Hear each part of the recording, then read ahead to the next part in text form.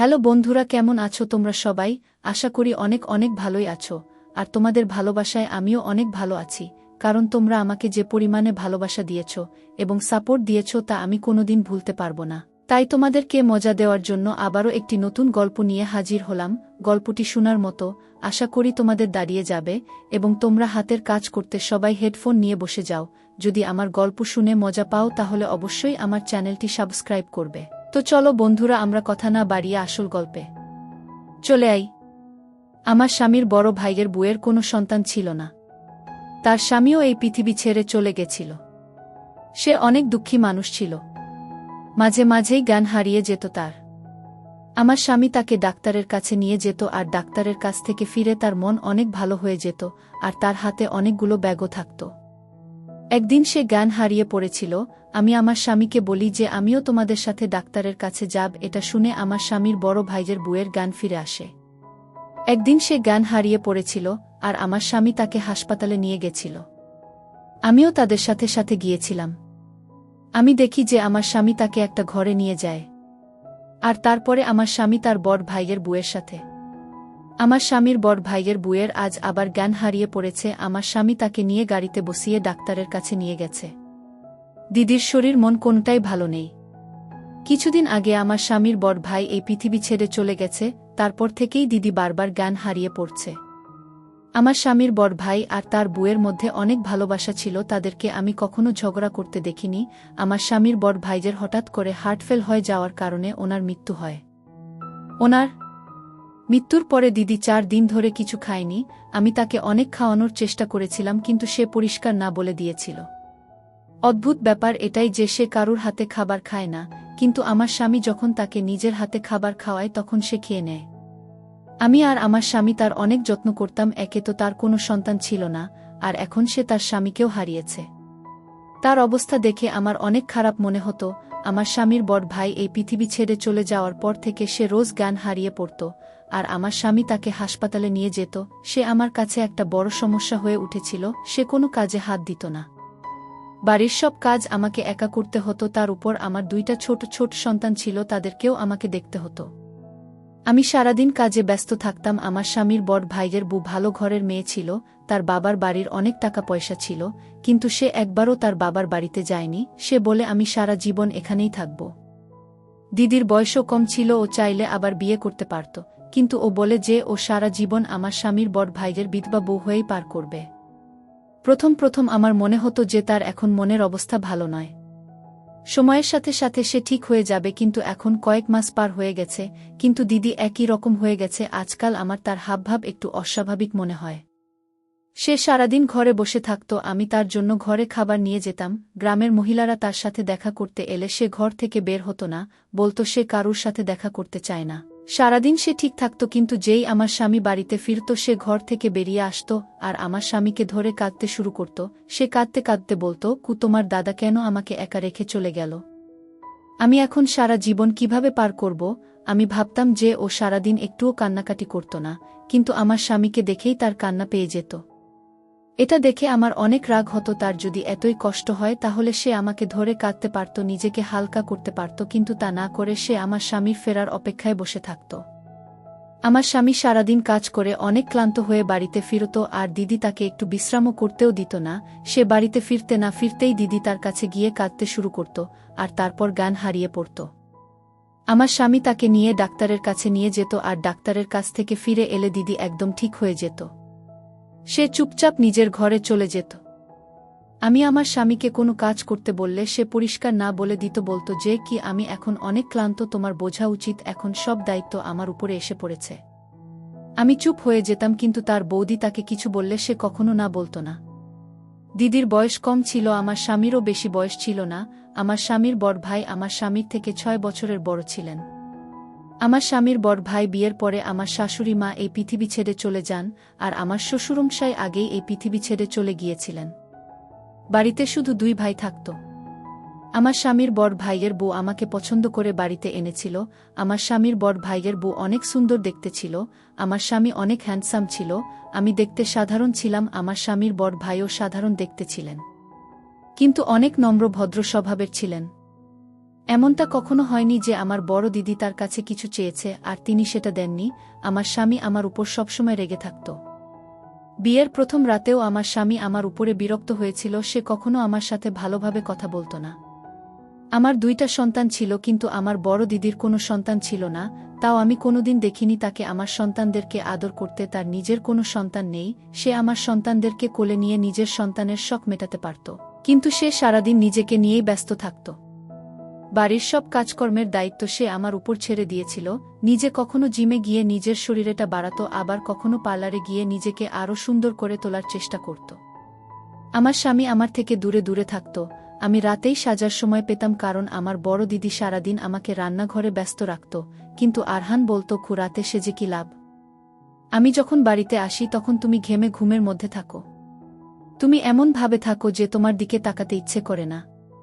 আমি বাড়ি ফেরার আগেই তুমি সব কাজ সেরে তৈরি হয়ে থাকবে। বৌদিকে দেখো কেমন, দাদা বাড়ি ফেরার আগেই সেজে তৈরি হয়ে থাকে, তাকে দেখতে কত ভালো দেখায়। আমি মাঝে মাঝে আরহানের ব্যবহার ঠিক বুঝতে পারতাম না। সমস্যা এটাই যে আমি অনেক সরল আর নরম স্বভাবের মেয়ে ছিলাম।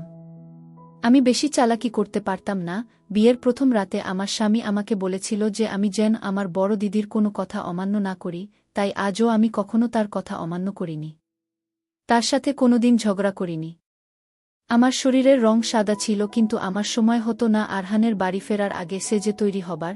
একদিন আমি চেষ্টা করেছিলাম রান্নাঘরের সব কাজ তাড়াতাড়ি সেরে তৈরি হতে, কিন্তু যেই আমি ঘরে যাচ্ছিলাম অমনি আমার বড় দিদি সেজে তার ঘর থেকে বেরিয়ে আসে।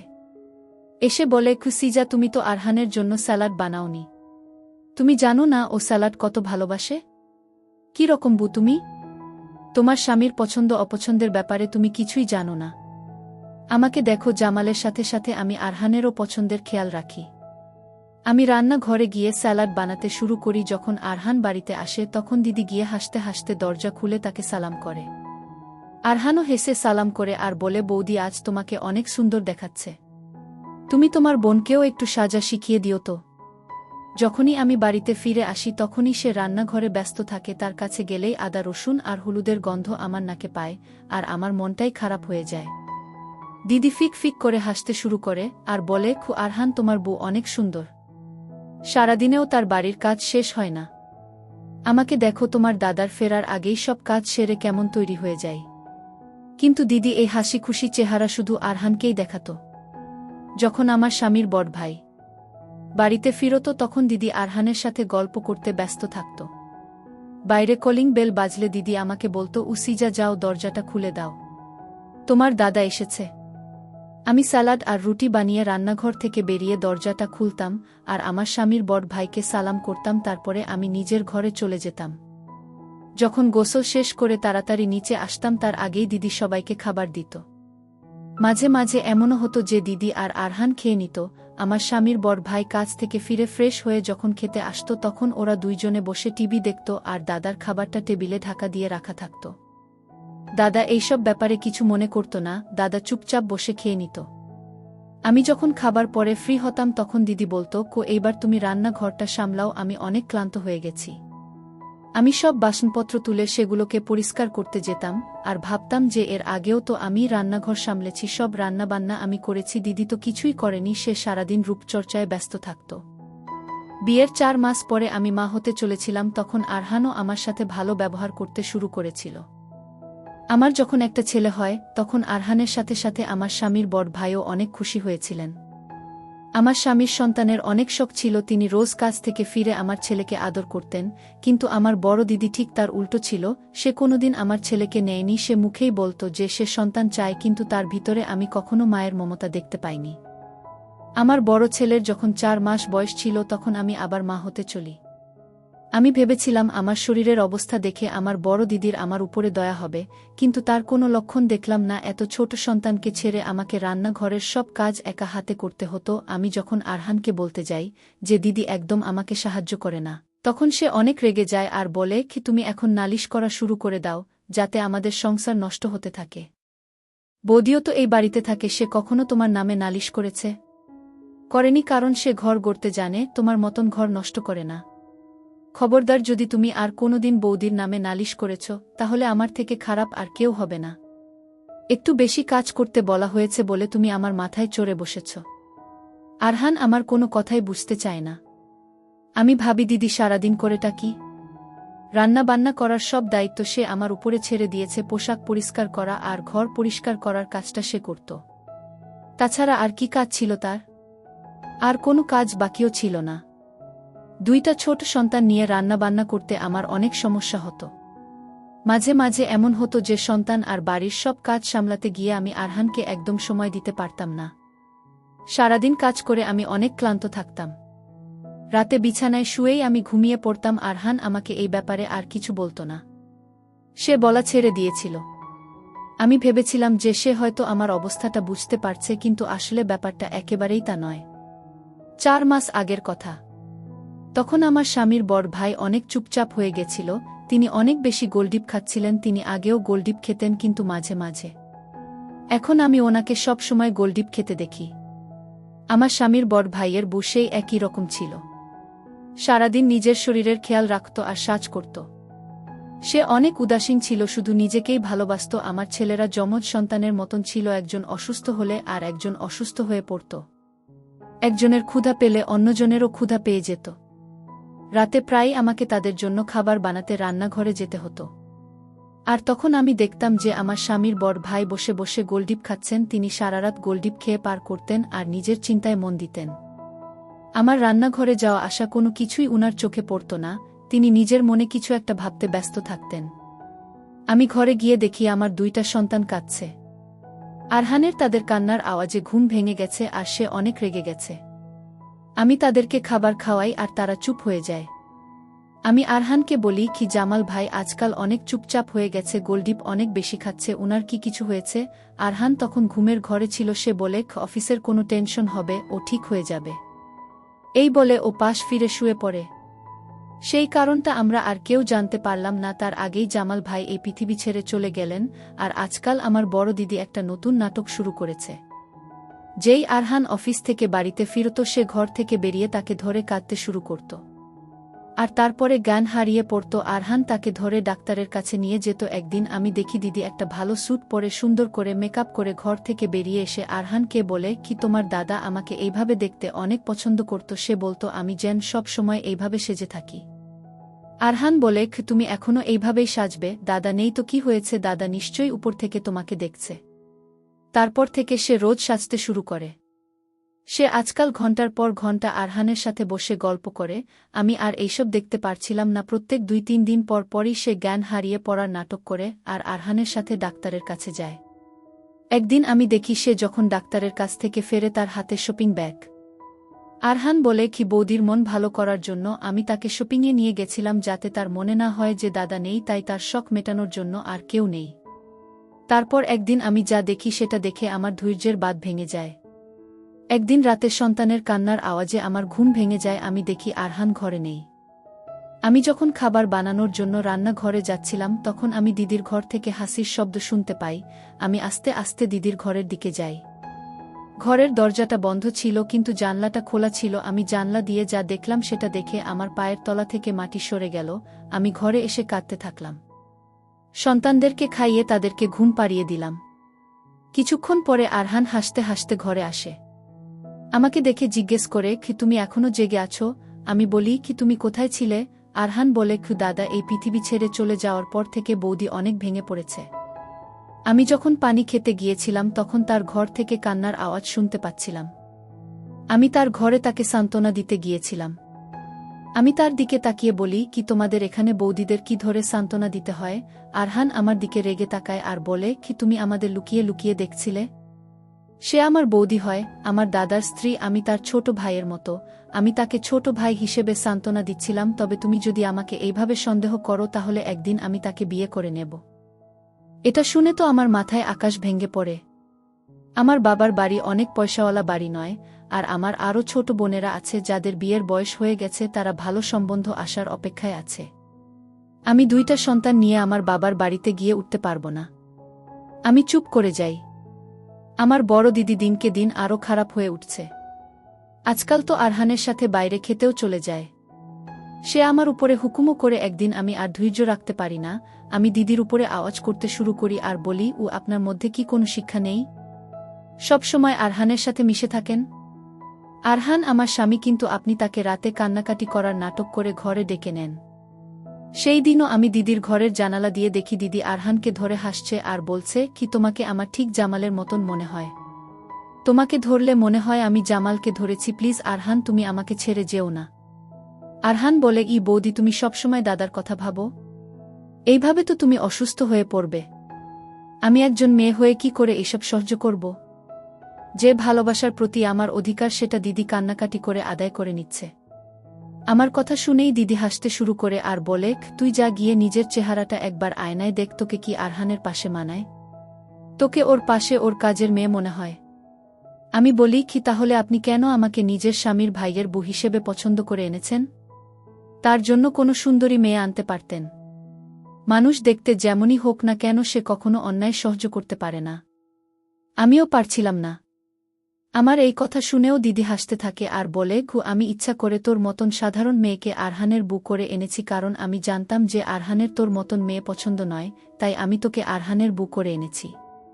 আমার আরহানের জন্য তোর মতনই একটা সাধারণ দেখতে মেয়ের দরকার ছিল, যাতে সে তোর পরিবর্তে আমাকে বেশি দেখে আর আমার বেশি প্রশংসা করে, কারণ আমার সাথে এমনটাই হয়েছিল। আমি অনেক সুন্দরী ছিলাম, কিন্তু আমার বাবা জামালের মতন একজন সাধারণ দেখতে ছেলেকে আমার জন্য পছন্দ করেছিল শুধু তার ভালো ব্যবহার দেখে। যখন আমি বিয়ে করে এই বাড়িতে আসি তখন আমি আরহানকে প্রথমবার দেখি, আর ওকে দেখেই আমি ওর ভালোবাসায় পড়ে যাই। আমি জামালের সাথে বিয়ের রাত পার করি, কিন্তু আমার মনে শুধুই আরহান ছিল। জামাল আমার অনেক প্রশংসা করত, কিন্তু তার মুখ থেকে প্রশংসা শুনতে আমার ভালো মনে হতো না। আমি শুধু আরহানের জন্য সাজতাম। সমস্যা এটাই ছিল যে আরহান সব সময় আমার থেকে দূরে দূরে থাকত। হয়তো আমি ওর দাদার বউ হই, তাই সে আমার থেকে দূরত্ব বজায় রাখত, কিন্তু সেটা আমার ভালো মনে হতো না। আমি মনে মনে আরহানকে চাইতাম। তখন আমার শাশুড়ি মা অনেক অসুস্থ ছিলেন, ওনার আমার সেবা যত্নের প্রয়োজন ছিল, কিন্তু আমার স্বামী বা শাশুড়ি কারুর প্রতি কোনো টান ছিল না। আমি শুধু একজন সুন্দর ছেলে খুঁজছিলাম, আর আরহান আমার মতে অনেক সুন্দর ছিল। জামাল সন্তানদের চেয়েছিল, কিন্তু আমার কাছে আমার শরীরটা বেশি দামি। আমি আমার শরীরটা নষ্ট করতে চাইনি। এমনটা নয় যে আমি খারাপ বা জামালের মধ্যে কোনো সমস্যা ছিল। আমি ইচ্ছে করেই সন্তানের সমস্যা রাখিনি। আমি সন্তান চাইনি, আর এই অজুহাতে আমি জামালের থেকে দূরে থাকতে পারতাম আর আরহানের কাছে যাওয়ার চেষ্টা করতাম। আমার শাশুড়ি মা এই পৃথিবী ছেড়ে চলে যাওয়ার পরে আমি আরহানের সাথে কথা বলতে শুরু করি।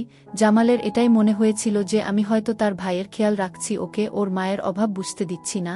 আরহান যখন অফিস থেকে ফিরত তখন আমি সেজে ওর সামনে গিয়ে দাঁড়াতাম আর তাকে জিজ্ঞেস করতাম যে আমাকে কেমন মনে হচ্ছে, কারণ আমি চাইতাম যে ও আমার দিকে তাকাক আর আমার প্রশংসা করুক। ওর মুখ থেকে প্রশংসা শুনে আমার মন ভরে যেত। আরহানের বউ যদি আমার থেকে বেশি সুন্দরী হতো তাহলে আরহান তার প্রশংসা করতে ব্যস্ত হয়ে পড়ত। আমি সেটা কি করে সহ্য করতাম? বিয়ের প্রথম দিন আরহান আমাকে বলেছিল, বৌদি, তুমি কেন এমন একটা মেয়েকে আমার জন্য পছন্দ করে আনলে? তুমি তোমার মতন কাউকে আমার জন্য আনতে পারতে। এটা শুনে আমার মন আনন্দে ভরে উঠেছিল। আমি ইচ্ছা করে তোকে সারাদিন রান্নাঘরে ব্যস্ত রাখতাম, যাতে তুই কোনো মতেই আরহানের মন জয় করতে না পারিস। এইভাবে ভালোই দিন পার হচ্ছিল, কিন্তু একদিন জামালের আমার উপরে সন্দেহ হয়। সে বুঝতে পারে যে আমি আরহানকে ভালোবাসি। সে আমাকে সেটা জিজ্ঞেস করতে আমি নিজের মুখে সেটা স্বীকারও করে ফেলি। আমি জামালকে এটাও বলে ফেলি যে আমি তাকে ভালোবাসি না, আমি তার সাথে বাধ্য হয়ে সংসার করছি। এটা শোনার পর থেকে জামাল আর আমার সাথে এক ঘরে ঘুমাতো না। সে সারারাত বাহিরে বসে থাকত। এই কথাটা হয়তো সে সহ্য করতে পারেনি, তাই সে তাড়াতাড়ি এই পৃথিবী ছেড়ে চলে গেছে। এখন আমার মন প্রাণ শুধুই আরহান। ওই দিনটা খুব তাড়াতাড়ি আসতে চলেছে, যেই দিন আরহান তোকে বাড়ি থেকে বের করে দেবে আর আমাকে বিয়ে করবে। আমি অবাক হয়ে আমার বড় দিদির খারাপ কথাগুলো শুনছিলাম। তখনই আমার চোখ পড়ে যে বাইরের দরজাটা খোলা। সেটা দিয়ে আরহান বাড়িতে ঢোকে আর এসে তার বৌদির শরীরে একটা মারে আর বলে, আমি তোমাকে আমার বড় দিদির মতন দেখতাম আর তুমি আমাকে এইভাবে ঠকালে। আমি যদি তোমার এই খারাপ মানসিকতার কথা আগে জানতাম তাহলে কোনোদিন তোমার সাথে কথা বলতাম না। তুমি আমার দাদাকে মৃত্যুর মুখে পৌঁছে দিয়েছ। তুমি এক্ষুনি এই বাড়ি থেকে বেরিয়ে যাও, না হলে আমি তোমাকে প্রাণে শেষ করে দিব। আরহানের রাগ দেখে মনে হচ্ছিল যে সে তার বৌদির সব কথা শুনে ফেলেছে। আমি সৃষ্টিকর্তাকে ধন্যবাদ জানালাম যে আরহান সবটা জেনে গেছে। আমার কথা তো সে কখনোই বিশ্বাস করত না। ভালো হয়েছে, ও নিজের কানেই সবটা শুনেছে। দিদি বাড়ি থেকে বেরিয়ে যায় আর আরহান আমার সামনে মাথা নিচু করে বলে, আমাকে তুমি ক্ষমা করে দাও, আমি তোমার সাথে অন্যায় করেছি। নিজের সৌন্দর্যের উপর গর্ব করা ভালো, কিন্তু জীবনে অনেক কিছু পছন্দ না হলেও সেটাকে মেনে নিতে হয়। সৃষ্টিকর্তা আমাদের জন্য যাকে বেঁচেছে তাকে আমাদের গ্রহণ করা উচিত। বন্ধুরা, আজকের ভিডিওটা এখানেই শেষ করলাম। অনেক কষ্ট করে ভিডিওটি আপনাদের জন্য বানিয়েছি। যদি ভিডিওটি আপনাদের ভালো লেগে থাকে তাহলে একটা লাইক করবেন এবং চ্যানেলটি অবশ্যই সাবস্ক্রাইব করবেন। এই আশা ব্যক্ত রেখে আপনাদের কাছ থেকে বিদায় নিচ্ছি আমি। দেখা হবে আগামীকালের নতুন কোনো ভিডিওতে। সে পর্যন্ত সবাই ভালো থাকুন, সুস্থ থাকুন। ধন্যবাদ।